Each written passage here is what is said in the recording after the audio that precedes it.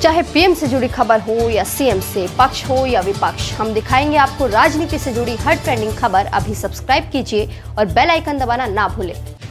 आज सीएम योगी आदित्यनाथ ने press conference में यूपी में साजिश रच रहे विपक्षी दलों पर जमकर हमला बोला। उन्होंने खुलकर उन पर प्रदेश में दंगे भड़काने का आरोप लगाया। साथ ही देश और प्रदेश को जातीय और सांप्रदायिक आधार पर बांटने का आरोप लगाया। सुनिए क्या बोले सीएम योगी। एक तरफ शासन की योजनाओं में कोई भेदभाव नहीं, विकास सबका, योजनाओं का लाभ सबको, विकास की प्रक्रिया से सबको जोड़ने का प्रयास। यह अभियान लगातार पिछले 6 वर्षों से केंद्र की सरकार चला रही है। पिछले 3-3.5 वर्षों से प्रदेश की सरकार के द्वारा लगातार इस अभियान को आगे बढ़ाया जा रहा है। लेकिन वहीं साथ ही साथ कुछ ऐसे लोग हैं जिनके डीएनए में विभाजन है, बंटवारा है, उनको पूरा कुछ भी नहीं अच्छा लगता। वे हर चीज को काट छांट करना चाहते हैं और जाति के आधार पर बांटना, क्षेत्र और मत और मजहब के आधार पर बांटना उनकी प्रवृत्ति बन चुकी है, उनके डीएनए का हिस्सा ये बन चुका है। और इसलिए ये लोग लगातार इस प्रकार के प्रयास किए जा रहे हैं। इन्होंने पहले देश को बांटा, उसके बाद जाति के आधार पर सामाजिक ताने बाने को छिन्न भिन्न किया। जब भी इन्हें सत्ता मिली, इन्होंने अपने परिवार के अलावा किसी को नहीं माना। इन सबके चेहरों को पहचानिए तो इनके लिए अपना परिवार और अपना खानदान ही देश है, वही समाज है, बाकी कुछ नहीं है।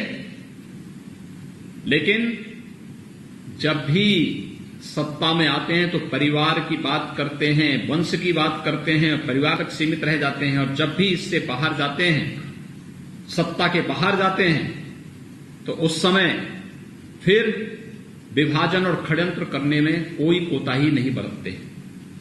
और अब तो इन लोगों के चेहरे बेनकाब होते जा रहे हैं।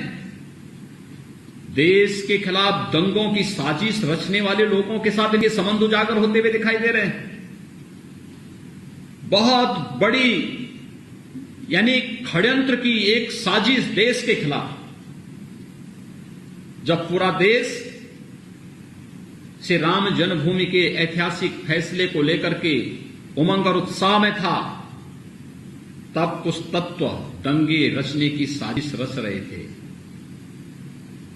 जब पाकिस्तान, बांग्लादेश, अफगानिस्तान से जुड़े हुए अल्पसंख्यक समुदाय से जुड़े हुए हिंदू, बौद्ध, सिख, जैन, इन सभी लोगों को जो वहां पे पीड़ित थे, प्रताड़ित थे, भारत की नागरिकता देने का काम हो रहा था। और इसकी ऐतिहासिक घोषणा संसद के द्वारा आदरणीय गृह मंत्री जी के द्वारा की जाती है। तब देश के खिलाफ एक षड्यंत्र करके दंगा कराने की साजिश होती है। जब प्रदेश अपने कामगार, श्रमिकों, समाज के विकास को कोरोना कालखंड में तीव्रता के साथ आगे बढ़ाने का कार्य करता है, तब उत्तर प्रदेश में व्यापक जाति और सांप्रदायिक दंगा भड़काने की एक व्यापक योजना रची जाती है।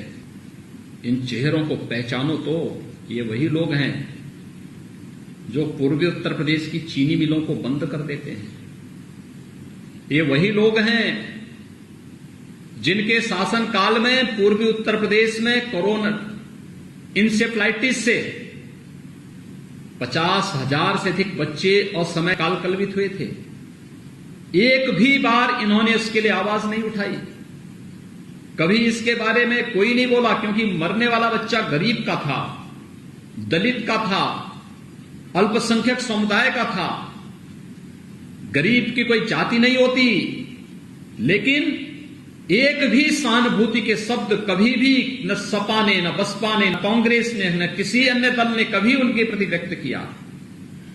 और भाइयों बहनों, मुझे आज बताते हुए प्रसन्नता है कि दिमागी बुखार यानी इंसेफ्लाइटिस 1977 से पूर्वी उत्तर प्रदेश के मासूम बच्चों को निकल रही थी। आज प्रधानमंत्री मोदी जी की स्वच्छ भारत मिशन के कारण उत्तर प्रदेश सरकार ने अंतर विभागीय समन्वय की व्यापक रणनीति के माध्यम से इंसेफ्लाइटिस की बीमारी को हम सदैव के लिए समाप्त करने के अंतिम चरण में चल रहे हैं। इस खबर में बस इतना ही। खबर को लाइक और शेयर जरूर करें और अपनी राय कमेंट बॉक्स में जरूर दें और चैनल को सब्सक्राइब करना ना भूलें।